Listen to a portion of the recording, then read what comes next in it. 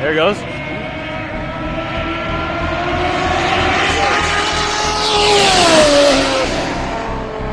Oh my God!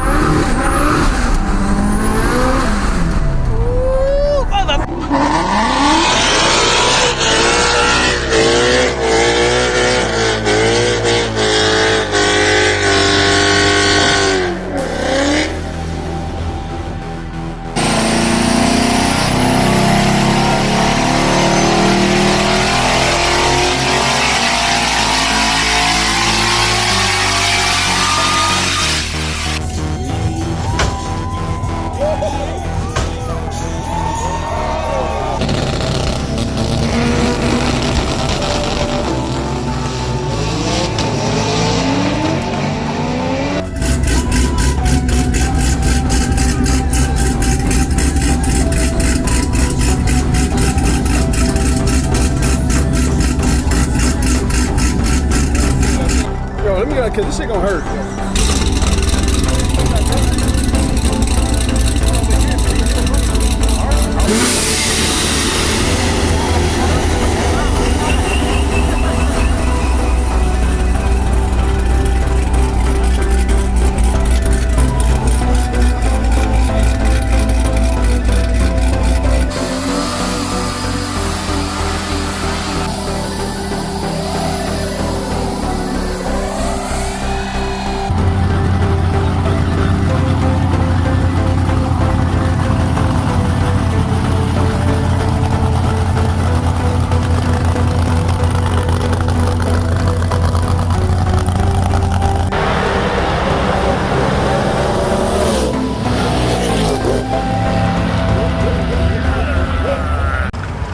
Alright, I hope this angle is kind of okay and the wind doesn't get it. I know this is a two-door centric channel that it's starting to become that, but this is what I'm going to talk about will directly relate not only to the two-door OBS world, to the Mustang world, because yes, that's my Mustang, but it freaking sucks. It's stupid that it's happening, and all the things that are happening around the Clean Air Act, if you're not being smart as a business, you're probably going to be you're going to get shut down.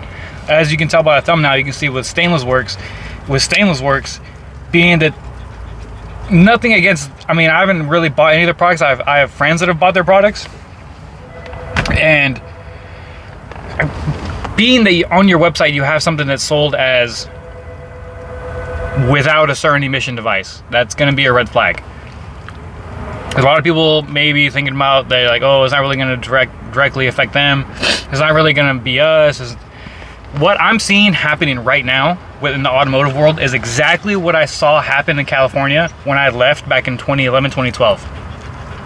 So it's going to be harder. It's going to get stricter, and that's 90% of the reason why I left California was because everything around the automotive world became too politicized. There was so many laws and fees and runarounds, and do you know how many times I saw my friends get pulled over when we were leaving the UTI parking lot and they had the random smog checks underneath, and they will get underneath the flashlight and a little thing to see if you don't got a cat, and if you don't got a cat, you got a fat ticket, and if that car is seen on the road again, they're probably going to take it and they're probably going to crush it. So a lot of the things that you've seen with cars being crushed because, you know, they were street racing or this and that, you know, freaking Civic Type R's or whatever just being clawed and taken apart, that really happened. But I'm doing this because I just want to make my voice heard. At least this is out there. If it reaches 10 other people or whatever, at least people will be out there and be aware of what's going on. Because even the two-door Tahoe guys that want to swap their cars, in the Clean Air Act, if your car has a VIN number, this is something that's been going on since like 2012, even before that. If your car has a VIN number and is a production car sold off an assembly line or off of a dealership lot from any of these big manufacturers, modifying it it's not going to be they see it as black and white. You're not going to do it. Whatever came on that federal emission federal emission tax sticker that's underneath your hood is the way that car is supposed to be for the rest of its life. But in California, when that happened, because of all the smog regulation and everything that happened, 76 and newer, everything had to get smogged. Now, where I think it's wrong, where people overreach and do this and do that, is because there were cars built back then that had a factory blow-by tube. The PCV tube didn't go from the valve cover into the intake. It just went to the ground. That's how it was made from the factory. But California stepped in and said, no, we want a PCV system on the car. If your car does not have a PCV system, it is not legal. So you have a federal emission sticker that says this car is approved in all 50 states. Then you get the California Smog and the California Air Research Board that says we want this. So you're saying that California is above federal law. That's the sketchy scenario. And that's what's going to be happening right now. For example, this was not too long ago. Caterpillar diesel engines and the semi-trucks and everything else. They were in big trouble because California said, we want EGR. Now, this is going to a little bit pertain to the people that are going to be well-versed in the automotive world, because if you are running, if a car has EGR, essentially you're taking the exhaust gases from the exhaust and recirculating it back into the intake. Emission reasons, right? But what is the big benefit of a dual overhead cam variable valve timing engine give you? It gives you the control to control overlap. So that's why you don't see EGR valves on newer production cars that are being produced right now, because that is controlled by the dual variable cam timing components. Caterpillar did that. Caterpillar had an engine that did not have an EGR valve, but controlled it through the valves. Some people could say it has a jake brake on the intake side, exhaust side. Combined, it can make it work. California said that's not it. It either has to have EGR or it's not allowed on the road. And Caterpillar was not allowed to have their engines inside of diesel semi-trucks on the road for highway use, for public transport, for work, for whatever the case is. So they were exiled from California, which is stupid. And it sucks that, like, if I can get a hold of a emission test machine, an old school smog machine that I used to use back in California, what sucks and what depresses me and what makes me irritated to my freaking core is that you can prove these people wrong that want this to happen, that want this ban of modifying cars to happen. You can prove them wrong that the car that you modified is cleaner, gets better gas mileage, and is no more harmful than the 2005 Tahoe that's on the road right now, and it doesn't emit more emissions or harmful emissions than that car. But they don't see it that way. They see it as black and white. So there is a petition going out. I can put a link in the description because that's what Lund Racing had put out there, and I hope this can reach a whole widespread group of people. And then just even if it's simple as sharing it with your friend and doing that. I have an email of when I signed it back in 2016. So this stuff isn't new, but it sucks. I mean, if it does happen, when I say it's borderline depressing, it honestly is borderline depressing, because modifying cars, being around cars, making stuff go fast has been a part of my life so much. It's almost to the point where it's literally all I know. And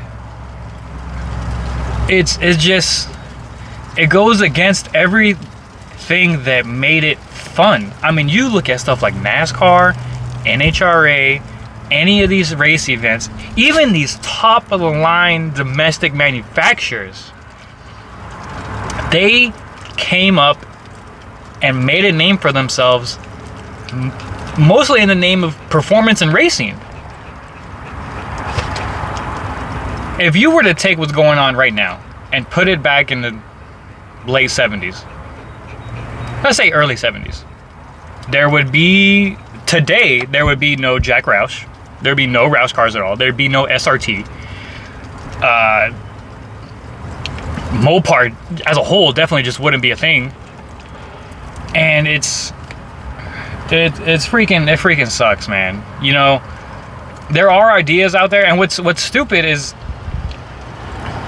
someone like Elon Musk, because I am a former Tesla employee.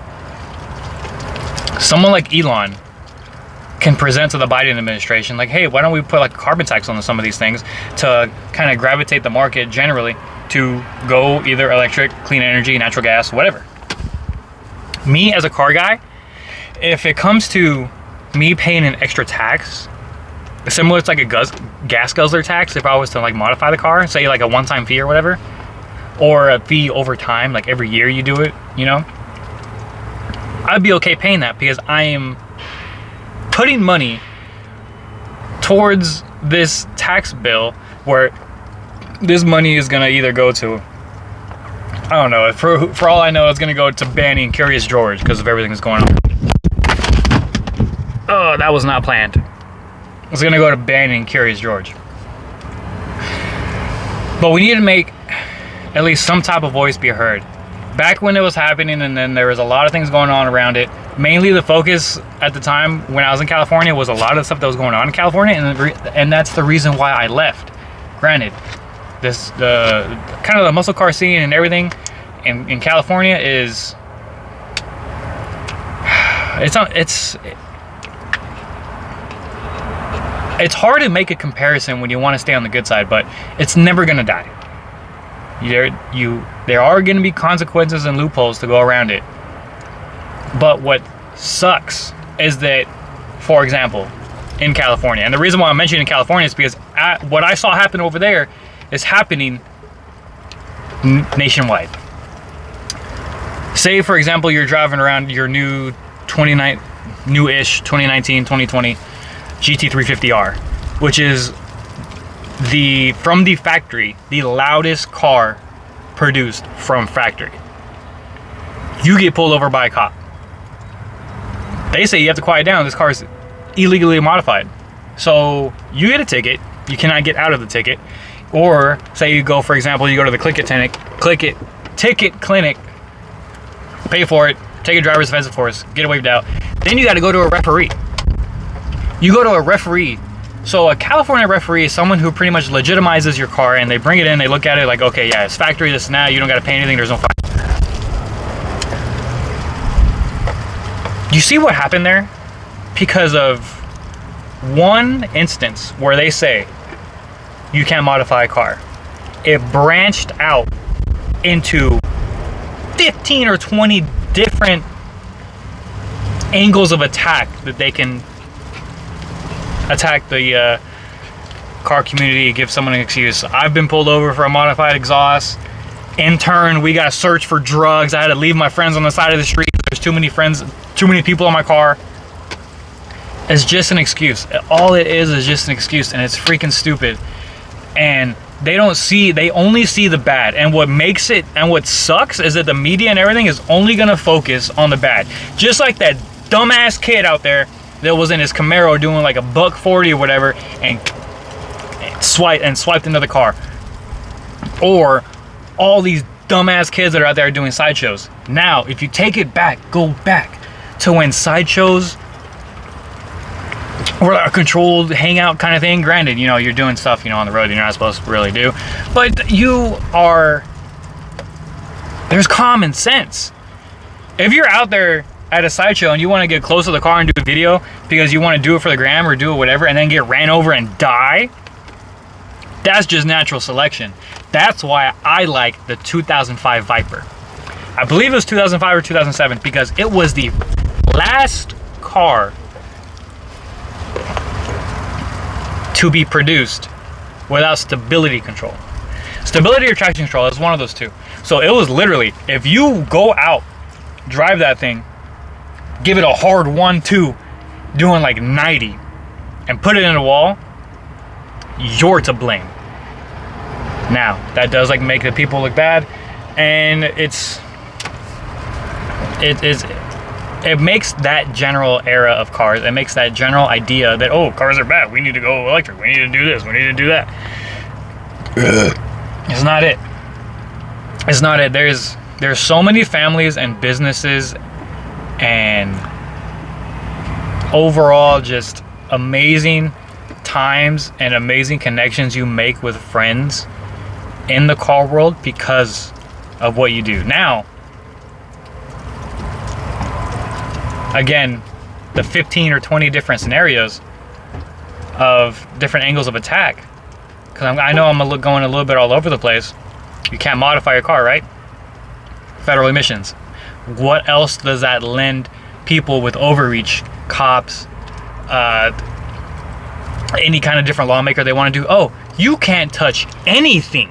You can't lower it. You can't put bigger tires. Your headlights got to be a certain level. Have you seen the amount of reach that people do when they go to Ocean City, Maryland, when they go to H2I, or when they go to these big Euro events? You know how many cops are ready, just sitting there waiting for these cars to come because they're too low, they're too this, they're too that? I hate it to my core, because everyone that's out there trying to enforce these different laws or trying to enforce these different things, all I see is that old elementary school principal that's divorced and hasn't had a good bank session in like 30 years. So she has to take her anger out on somebody. That's all I see. Then you get people that power trip. All these cops that power trip. Now there's good cops out there. I know some good cops. But there's people that power trip and use that as an excuse to just make themselves seem bigger than they actually are. And it pisses me off. And it frustrates me. And this is like the second time that I did that. I need to stop hitting everything around here. I think everyone should just take a look at the bill. It's from Lund Racing. Actually put some of the articles out there of the Clean Air Act and some of their initiatives of what they want to do. But it's so black and white, and there's no one really in the automotive world. Because I mean, YOLO Douchebag is a little annoying at times, but I was listening to him, and I mean, it's 100% true that there's no one in the automotive world that's going to be the backing, that's going to be well versed, well spoken, that's going to take the blunt of it. Because, as you know, as passionate as I am, I can, like, if I was, like, say if I make a Facebook group, I do this, everybody rallies up, whatever. Say I actually get in front of Congress, that's like 5 years of all this work and all this buildup. Meanwhile, I don't have any race cars in the background because I'm focusing on this. I don't really have any time for myself because I'm doing all of this, all to just get denied. And that's not what I'm about. And it's so stupid because it's everybody that's on the left. I'm not going to get political, but you can all see that it's everybody that's on the left that's catering to this. And you can even go back in California when there was ag. My job depends on water, because in California, you know, water and farmers and this and that, it's all politics and money and this and that.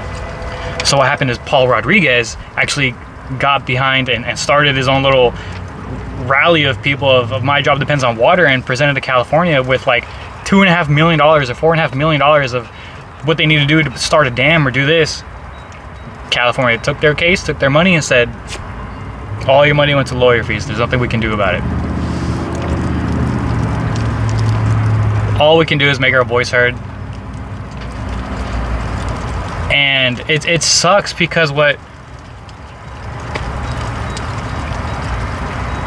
is what it is. I don't want it to be like that. I can guarantee you, if it does super high level crackdown on this kind of stuff and you can't do it, we'll still do it. Everyone's still gonna do it. But I for one, I just cannot foresee it really happening. Because for one, I did see a little bit of the shutdown in California when it did happen. But I honestly, I couldn't imagine a world like that. That means everybody would go back to the old school. And it's so stupid. It's so much money being wasted to kill an industry where there's so many other things that we can focus on. And even if you look, because I've talked to some of my friends that have been to the actual NASCAR Institute, if you put that motor on the dyno or whatever at wide open throttle, it is cleaner than most of these cars out here. The bad thing about it is like what I said in one of my other videos. What do people in the car world have to worry about the next 4 years? Honestly, my opinion, I think what's going to happen right now is everything's going to continue as normal. Everything's going to continue as normal for the people that are doing it the right way.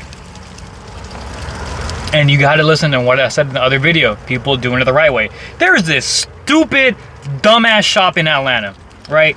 They turn off knock sensors. They turn off your rear O2 sensors. They put in a preset air fuel table in there where it's only going to run this no matter what. You're spitting black smoke the entire time, and it's not even a diesel. This is a regular car. The car makes 280 horsepower out of a 5.3, right? You get like 10 miles to the gallon. Running like dog shit. Those people are in trouble. Because they're doing it the wrong way. You're hacking stuff up. You're doing this, you're doing that. And that's, again, the one thing that I hate about the entire automotive world, because everybody on the outside thinks they know what it takes to be a good mechanic. Everybody on the outside thinks they know what it takes to be a good diagnostic technician, a good tuner, a good parts installer.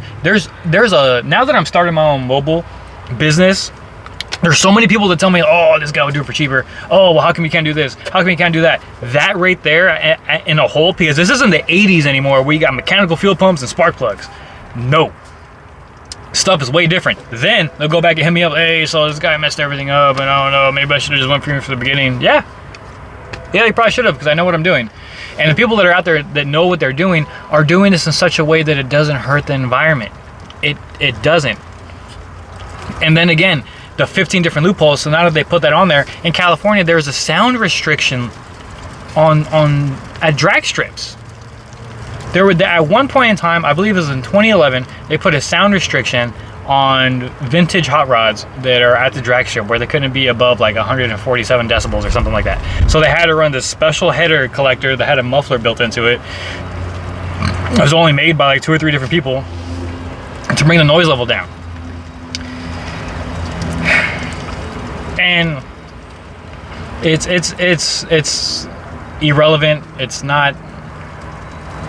I thought alternative fuel was a good thing. Another point the Yellow Douchebag brought out was alternative fuel, right? Flex fuel vehicle. It's alternative. It runs cleaner. You are altering a vehicle to run on alternative fuel much more efficiently. Granted, on E85, most flex fuel capable cars, it is a given that the car is going to run through a lot of that fuel faster. You're going to use between 20 and 30% more fuel to run ethanol, depending on the ethanol content, yada yada yada, how much your car actually runs on it, and then depends on how your driving conditions. And that's federally approved on most cars, and they come like that from the factory. But modifying your car to do that is a no-no. It's a modification. They see nothing but the old school roots blower with the zoomies out the hood, and it's much more than that. Because, for example, my car, my 2017 Mustang, when I drove it on the highway, I probably get 22, 23 to a gallon, give or take. With some modifications that I did to it, some exhaust, intake, and a different tune calibration, I was able to get 25, 26 miles to the gallon. That's more than factory. Actually, I think at one point I got 27. That was like 65, 70, just cruising. And I had nothing to worry about. It ran a lot better than factory. There are When a car is produced from the factory, they have this window of, I guess, efficiency range. And in a nutshell, when you are tuning a vehicle, you are bringing that efficiency range much more tighter. There is less tolerance for it to be out here in the inefficient area when you want it in here. It's, like I said, I can go and I can ramble on this for hours on hours on hours, but to me, it is just another excuse for them to do it. I'm making this video to make it be heard. I think everyone else should make some type of video or share this and, you know, try and blow something like this up, but it's purely just annoying. And it sucks that one of the biggest and fastest and most well-versed calibrators in the Ford world got a visit. You know, that says a lot. That says a lot. And it's depressing, because it's how we express ourselves through vehicles. It's how we carry ourselves. If you see, like, for example, like if I get that Fox body that's 1301, the 408 on E85, if I pull up somewhere, actually, let's go this route. When the people visited Lund Racing, it came from Junior, what he said, and it comes from everyone, that everywhere that I've been, that you show them a hopped up race car, just a dirt shit nasty 1400 horsepower, just making all the fucking freaking right noises, it puts a smile on their face. And no matter who you are, how old you are, how bitter you are, you get next to a race car, everyone is gonna have a smile on their face. A lowrider pulls up in the parking lot or at a car show, swarms of people are gonna be around it. A fast donk shows up out of nowhere, swarms of people are gonna be around it. Because it's cool, it's different, it's how you express yourselves, and with each different category, you get different personality types, or you get someone like me, which actually I can actually foresee myself having Fox body, dirt shit, nasty race car, badass stick shift car, like my Mustang if I keep it, hopefully. A lowrider, a donk, a Honda, you know? It goes so much deeper than just making your car loud. It goes so much deeper than saying, you know, I have a faster car. Again, there's been entire organizations and families and companies that have been built on this very premise. There are, even in modern day right now, there are very, very big, large amounts of YouTube channels that make a killer living for themselves by doing this exact thing. And I hate it. It sucks that it could be a threat. And the one hope that I do have, that I can foresee, is I want like a nationwide, like everybody in the freaking nation on Highway 20, every hot rodder, every street outlaws, Jay Leno's Garage, everybody on I-20 across the entire state of Texas, filled by nothing but hot rodders. I think that would be the biggest statement that anybody in the automotive world can be. It can be, now, if diesel guys want to tag along, you diesel guys, you better not blow smoke. Because, okay, for one thing, you're in Texas, and we have no problem telling you to go fuck yourself. So don't blow smoke and thinking you're all cool and everything, because we're just gonna kick you off the road. But that's one thing I think we could do as a statement. I don't know where we're gonna meet up on 20. I don't know how we're gonna organize it, but I think we can do it. That if we have everyone on I-20 that wants to come on this freaking trip to prove a statement that, you know, bring your family, bring your kids, bring your dogs, I think that'll be pretty awesome. I've always thought about doing something like that to prove a point like that. But I think if we have thousands or hundreds of cars on I-20 just strolling along to prove a point that we are the ones that are doing it the right way. There's some that support families with it, put foods in their kids' mouths, put roofs over their heads. You know, it's a big lifestyle. It is a extremely big lifestyle. And I hate that people want to compare it to, oh, well, it's gun control this, and it's the same thing, and over this and that. And it's not. It's a very big part of our lives, and we want to keep it that way. But I think that would be pretty cool. And that would make like extreme national news. It would be noted everywhere. Keep our race cars. And again, just by seeing that, you know, people are going to be happy seeing that. Imagine any town, anywhere you go, like this small town where we're at, and you got 100 race cars going down the street. You know how many people are going to stick their head out the window and smile and take pictures and do this? Yeah, there's going to be a few Karens. Okay, Karens, you guys are out here. But I think that will be dope. I think that will be a sight to see, and it'll definitely put a bug in someone's ear that they shouldn't really focus on this, because if they do want to focus on this and they do want to shut it down, the one hope that we have is the vast amount of us that there are, and there will be no shutting down the entirety of all of us.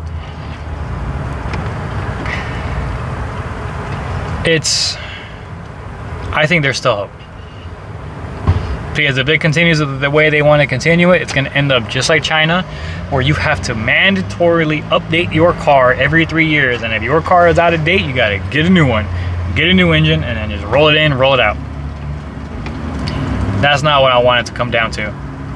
And I hope this message can go out there and reach someone. I'm going to blabble on a lot of the other stuff that I can go off and tell a little bit about my experience with it in this next segment of the video. But that's what I want. I just want rallies of people, and I want the wave to get started somehow or another and make our voice heard. And it's not going to go away. It's really not. So I hope you enjoyed the next part of the video where I talk into a little bit more about it.